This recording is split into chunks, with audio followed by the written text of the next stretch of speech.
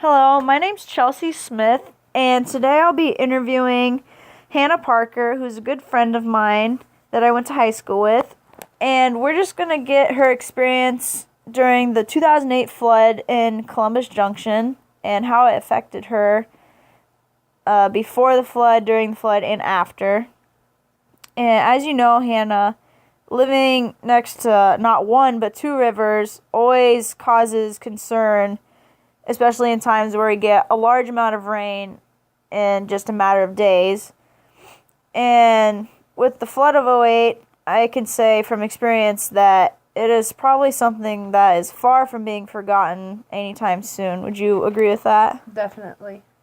So, with the days leading up to the cresting of the Iowa River and when the greatest amount of flooding was occurring, what did you or your family do to prepare for worst case scenario? Well, I volunteered downtown helping fill sandbags for a couple of hours each day. And it was basically just a huge assembly line of people who were filling the bags with sand and tying them up and putting them into piles so they could be taken to wherever the flooding was at. And another thing that I did was I helped move the doctor's office because there obviously needs to be a doctor in town. So we moved them to higher ground where the office wouldn't be affected by the water. Sounds like you kept yourself pretty busy. Yeah.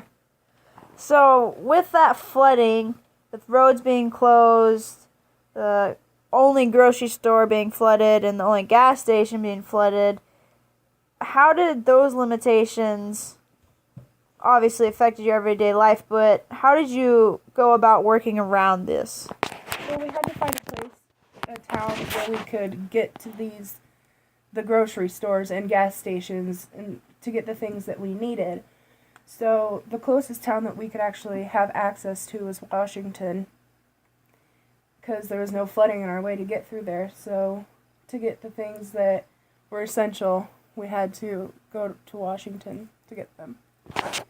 All right, and with it being 2014, 6 years later, how has the landscape kind of changed, and how has the effects of the flood of 2008 have still kind of carried over the years? Well, our Dollar General, our gas station, and our grocery store were all remodeled, so those are all looking better and everything, but our subway that we had in town and our bowling alley is no longer those things. I guess the bowling alley is a storage unit, and the subway is now a motorcycle shop. And a lot of houses that were affected are all remodeled and all looking better. All right, and last question.